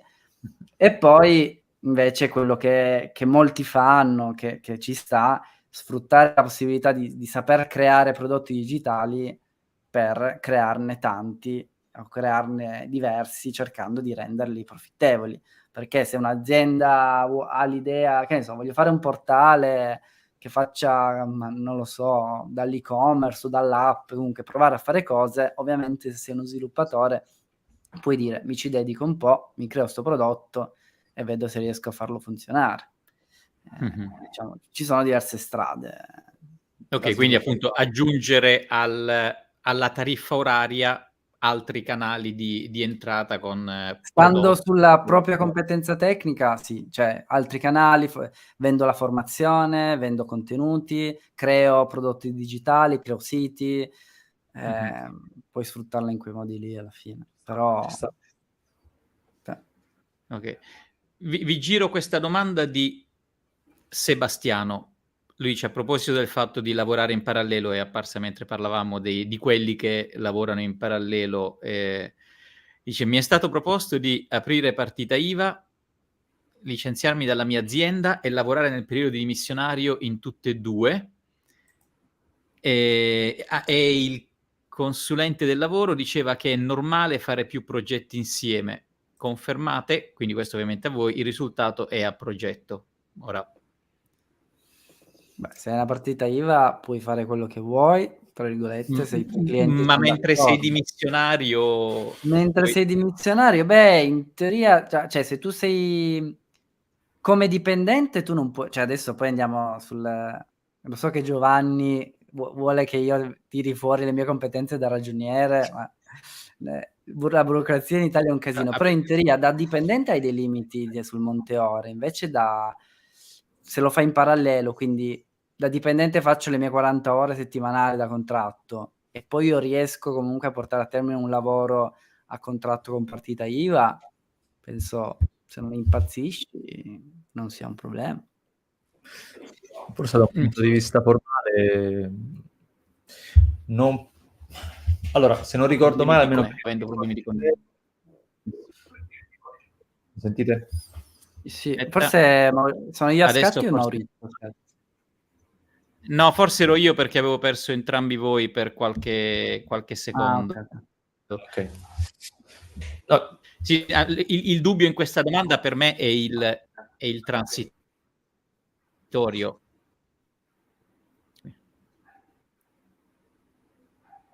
Sento un po' scatti. Sì, no, però appunto ti dicevo, No. se io sono dipendente, lascia stare che sono dimissionario ma sono dipendente, ok? Fino a quella data sono un dipendente dell'azienda X. Se nel frattempo per un'azienda Y inizio una collaborazione a partita IVA, mi viene da pensare che possa non essere un problema dal punto di vista contrattuale, burocratico. Se invece avessi 2 lavori da dipendente in parallelo, lì è un disastro, no? E vado a sforare. Però per il mio codice Ateco, se non ricordo male, non potevo avere proprio una posizione dipendente da quando ho aperto la partita io. Questo però penso per il forfettario, Solo per il forfettario? Ok. Il forfettario, cioè la partita IVA non penso abbia il forfettario ne ha di strani, tipo l'anno prima non devi aver superato i 30.000, però il forfettario è un mondo un po' delicato. Partita IVA di per sé penso puoi fare un po' quello che vuoi. Okay. Però ecco, per esempio, perdere il forfettario perché fai le cose fatte male in fase di cambio di lavoro è un suicidio. Cioè il forfettario se si può bisogna tenerlo, a meno che non hai un prospetto di fatturato che supera penso i 90.000 almeno. Sì, almeno sì. Almeno. Certo, poi c'è da vedere, sei dimissionario, tanto fai 2 lavori, non so, dipende anche che rapporti vuoi tenere con l'azienda da cui vieni. Allora, io credo che come azienda, se tu hai un'altra attività lavorativa, devi dichiararlo, quindi non di dimissionario, puoi fare quello che vuoi, sei comunque vincolato, però non sono un giusto lavorista, come si chiamano gli specializzati nel... Però credo che si debba fare... Sì, esatto, credo che si debba fare molta attenzione perché anche lì esporre il fianco inutilmente non vale la pena. Lo fanno tutti, ho anche fatto il video, cioè una cosa è passare i test del tempo, un altro è passare il test ti acchiappano, ti fanno la verifica e tu puoi dire sì, va bene. No, sono 2 cose diverse. Il fatto che venga fatto non vuol dire necessariamente che puoi farlo.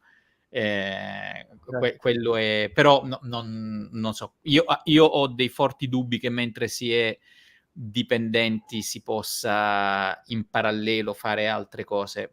Magari appunto se nel periodo del missionario sti cavoli. In realtà, cioè, ci sono dei casi, che ne so, prendi, io ho l'esempio, vabbè, della mia compagna come psicoterapeuta.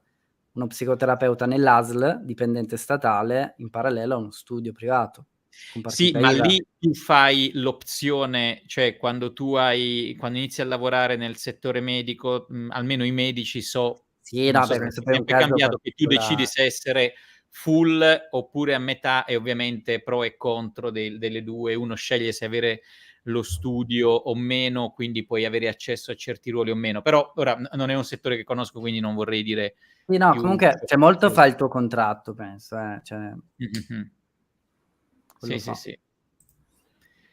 Perfetto. E una domanda: nel settore IT, specialista o generalista? Prima, quando abbiamo fatto il discorso di che cosa vi occupavate, Giuppi, tu avevi definito Guido come più specialista con un settore più verticale. E come funziona? Perché il lato corporate io individuo facilmente, no, lo specialista, quindi quello che entra nel settore engineering e muore nel settore engineering scalando i ruoli in quel settore. Uno come me invece sono passato da procurement a engineering, alla gestione di contratti, sono proprio il classico che ha scelto la carriera da generalista.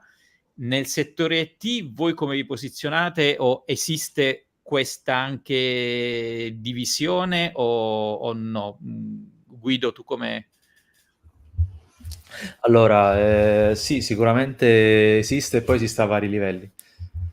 Per cui mi è capitato di trovare aziendine piccole dove lo sviluppo era quasi era quasi tutt'uno con l'essere sistemista, per cui, che ne so, uno degli sviluppatori era anche responsabile IT.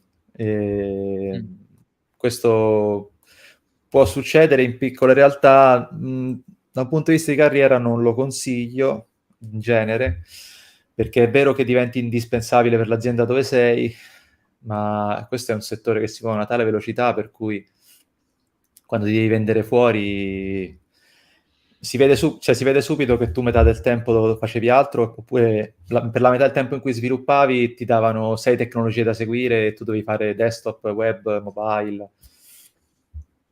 Poi la freelance è assolutamente difficile. Magari come dipendente potresti trovare un'azienda piccolina in cui riprendere quel ruolo un po' misto, però poi ovviamente nulla nega di fare anche esperienze un po' diverse all'interno cioè io sono principalmente uno sviluppatore mobile, ad esempio, Android, sono molto verticale su Android, però in realtà mi è piaciuto molto anche fare un po' di back-end per conto mio, un po' per l'azienda per cui lavoravo, e mi ha dato anche una visione più ampia su certi meccanismi, certi funzionamenti, anche a livello sistemistico, come dice, da cui Giuppi mi sembra di capire che viene.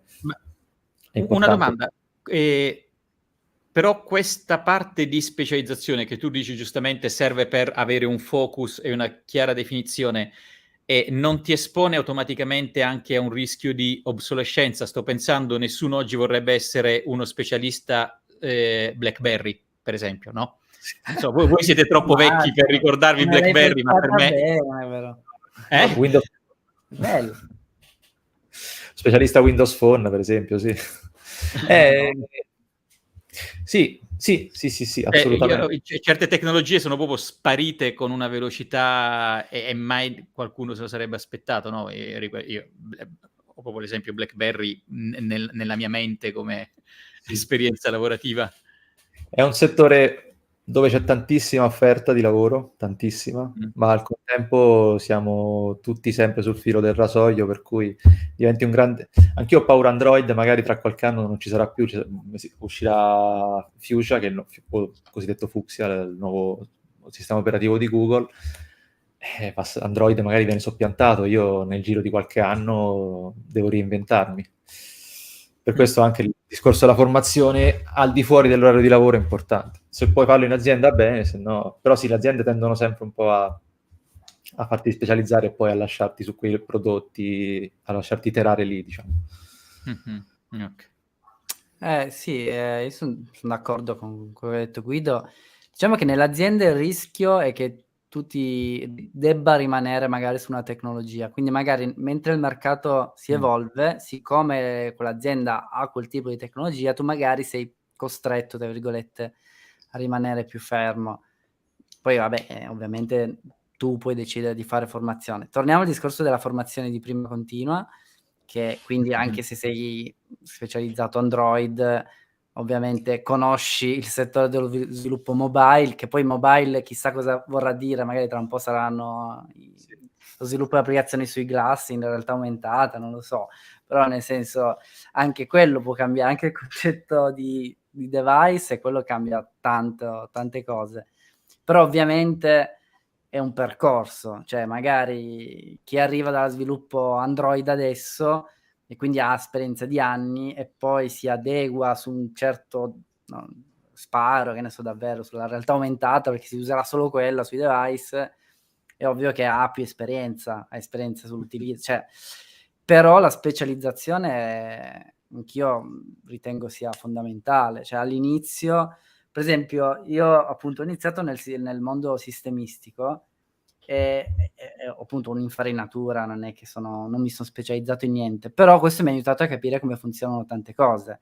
All'università ho visto di base dei meccanismi, però nella pratica poi lavorativa ho avuto una visione che arrivando direttamente sul mercato adesso rischi magari di non avere, quindi devi avere poi quella voglia di capire cosa c'è dietro, no? Forse lo dicevamo l'altra volta, però un ragazzo che magari vede il cloud sa che poi adesso c'è proprio questi tutto as a service, cioè tu hai un servizio pronto, sempre più di alto livello, tutto pronto per lo sviluppatore, magari ti perdi quello che c'è dietro. Ora magari non è che ti serve saperlo, però diciamo è poi anche una questione di curiosità, quindi essere generalista a livello di carriera non ha alcun senso personalmente. Però esserlo nella curiosità, ma quello vale per tutto, è come dire, non è che perché fai l'informatico non puoi avere curiosità nella biologia, nella psicologia, cioè secondo me quello poi è importante aprire la mente, soprattutto nel tuo settore di lavoro. Quindi se sei un informatico, abbi pazienza, cerca di capire come funzionano le cose, almeno a grandi linee, tutto lì. E specializzati poi e vai con Dio. Perfetto. Allora, vediamo un attimo in chat. Avete qualche progetto personale / lavorativo importante che avete in cantiere? Tipo Giuppi, il convertirsi a nomade digitale, Guido, di cosa avete che bolle in pentola veramente di Vai Guido, vai, io sono già sovraesposto. Progetti personali? Ma no, sostanzialmente, vabbè, diciamo qualche progettino in ambito tech che sto facendo, ma mi piace molto sviluppare per me stesso, per cui ho un'applicazione, ad esempio, che mi tiene traccia delle spese, che mi tiene traccia degli investimenti, abbiamo anche questa passione personal finance, investimenti e quant'altro, e ho messo il back-end su un Raspberry Pi, che è un computerino che sta là in salotto, e quando lo accendi parte la ventolina. Mi piace fare questi progettini quasi esclusivamente per me stesso, per, non dico migliorarmi la vita, ma insomma darmi una serie di automazioni che poi mi piacciono. Progetti di vita attualmente? No, è il mio lavoro, sono appassionato del mio lavoro e direi che va tutto bene così. Mm-hmm. C'è Giovanni che ti sta mandando un reminder. Allora, Giuppi Giovanni deve stare calmo. Se facessi qualche noi. Oggi sto montando un video da un mese, praticamente un frame al giorno. Hai ragione. Io ho in pentola un po' di cose, anche legate ai video, che Giovanni dice tanto. E lui sa. Comunque, io da settembre appunto partiamo con la famiglia, vabbè, abbiamo già parlato, quindi saremo full nomadi digitali con un bambino, quindi è tutto meno meno romantico di come lo raccontano i giovani che vanno a fare surf a Tenerife. Sarà tutto più, come facciamo a lavorare? Imparerai come si dice pannolino in varie lingue. Esatto. Troveremo. Poi, cioè, la cosa più divertente in realtà non è il bambino, ma è il gatto. Perché dobbiamo portare il gatto, che comunque è un po' un animale demoniaco di per sé, un gatto nero. Bisogna portarlo in aeroporto, bisogna tirarlo fuori dalla gabbietta per farlo passare dal metal detector. Cioè, in un aeroporto un gatto. No. Pure nero. Un gatto nero, è un casino. Quindi poi lì c'è chi dice che magari te lo fanno passare dentro, anche se gli fa un po' male, chi se ne frega. Non lo so. Devo capire, c'ho questi dubbi proprio che quindi in qualche modo documenterò, però è Beh, vabbè, però se vai in aeroporto non fai la figata col camper convertito a mano. No, vabbè, però in realtà, ecco, quella poi è una guerra, una battaglia di famiglia, quella del van. Però quella è un'esperienza che voglio mettere in piedi magari prossimamente. Partiamo soft, partiamo con un aereo, partiamo con un'isola della Grecia vicino, però l'idea è trasformare proprio lo stile di vita in questo modo qua. Quindi... complimenti, voglio dire, cioè, ci vuole un coraggio non indifferente anche con un bambino e tutto, immagino. Sì, vabbè, lì potrebbe essere una pessima idea. Beh, sì, a me questo piace molto, no? Di Giuppi che dice questa cosa come se stesse dicendo vado a comprare gli spinaci giù al supermercato, e dice no, sì, tutto a posto, stiamo partendo a fare i nomadi digitali come famiglia per un po', cioè, una cosa fighissima. Vediamo. Benissimo, abbiamo appena passato l'ora e mezza di live. C'è qualche... Ah, ecco, vedi, fino... Vabbè, Mr. Rip ovviamente dall'alto del suo essere fuori da qualsiasi gaussiana fino a un figlio per genitore non conta come avere figli. Lo capisco, cioè io se provo a immaginarne 3, di cui 2 in parallelo, auguroni. Sì, no, è un casino. Comunque i figli sono la variabile impazzita, cioè uno è veramente, è tipo un Tamagotchi, è come avere 3 Tamagotchi in parallelo, ma a chilometri di distanza uno dall'altro. È impossibile. E in lingue diverse. In lingue diverse, sì. Quindi ci sta. Lo accetto, un figlio è più che esponenziale avere più figli. Sì. Decisamente. Perfetto. Un'ultima domanda da Guido a Giuppi e da Giuppi a Guido. Da Guido a Giuppi, vai, parti tu, vai, bella, così ci posso pensare. Grande. Dai, destinazioni come nomadi digitale? Hai già una lista? Sai già dove piacerebbe andare? Ma allora, c'è la variabile figli è più facile, nel senso, si vedrà e poi si va sempre più lontano. Il gatto si abbandonerà a se stesso, no? Però il gatto è un vincolo assurdo. Per esempio, ci piace un sacco l'Asia, siamo stati in un po' di paesi dell'Asia, tipo il Vietnam, mi è piaciuto tantissimo il Vietnam, vorrei fare un periodo lì. Il problema dell'Asia è che i gatti sono difficili da portare, malattie, cibo, cioè è un casino. Quindi, però sicuramente l'Asia, a me piacerebbe tornare in Vietnam.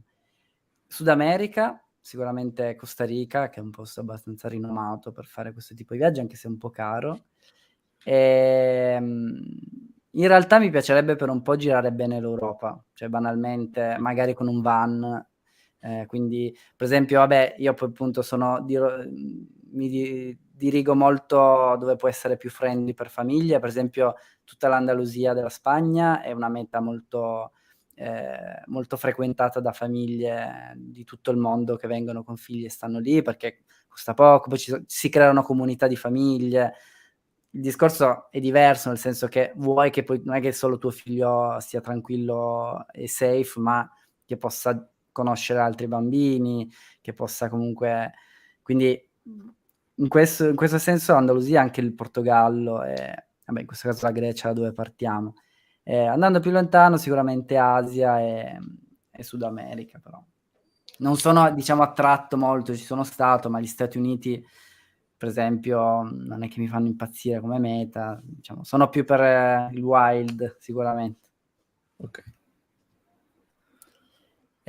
Allora, visto che tu invece sei sotto l'1, cioè sotto l'1 non è che non hai figli, non hai proprio alcun impegno che ti richieda di dover fare qualcosa nella vita, hai in mente di fare dei periodi da nomade digitale, di lavorare da remoto un po' di più, o sei più stazionario?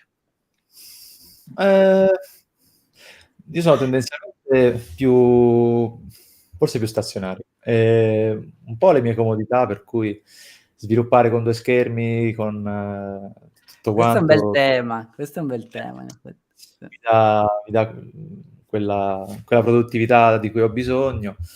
Poi non lo so, forse io da piccolo ho avuto un passato in cui si viaggiava sempre, i miei genitori amavano viaggiare e io un po' per reazione, no, voglio stare a casa. Mi piace viaggiare, ma forse una vita da nomade digitale, non lo so, non mi ci vedrei. Beh, Almeno per Guido, adesso. tu sei single? No, No. sono E quindi tipicamente questa domanda si deve fare al boss, cioè devi chiedere alla partner se nel suo programma c'è fare... Esattamente, sì. Benissimo. Ci sta. Allora, ragazzi, grazie mille, penso sia stata 1 ora e 40 veramente interessante. Abbiamo toccato un bel Comunque po' di possiamo dire ufficialmente che freelance batte corporate, cioè adesso è Sì. ufficiale, è numericamente ufficiale. Sì, però stavo vedendo che c'è un freelance col colletto e l'altro senza, che questi sono segnali che vengono mandati perché Guido ha avuto l'esperienza corporate, infatti entrambi abbiamo il colletto, quindi secondo me c'è un pattern che dobbiamo affrontare. Ti aggrappare i dettagli. Dai, un pareggio, dai, un pareggio. Yeah, Prossima yeah. live farete 16 manager, ribalti la situazione. Ci sta. Con in mano la penna per firmare i contratti dei freelance e dice allora... E adesso chi è che fa il freelance? Vediamo. Sì, sì, abbiamo tutte e tre il pizzetto, ma solo io ce l'ho imbiancato, perché ovviamente sono l'unico... Lascia fare, dai, lascia... Ci sto lavorando. Io ho 50 anni, quindi ormai vabbè, ho il diritto per... Benissimo. Allora, ragazzi, grazie mille. Grazie Guido, grazie Giuppi. Lascio sempre nel video tutti quanti i link per i vari contatti social, i canali di entrambi. E probabilmente possiamo avere qualche altro formato simile in futuro. Questo l'ho battezzato 3 chiacchiere con. Bellissima live. Grazie a tutti per aver resistito fino a quest'ora e ci sentiamo prestissimo. Grazie a voi. Ciao a tutti. Grazie a te. Ciao.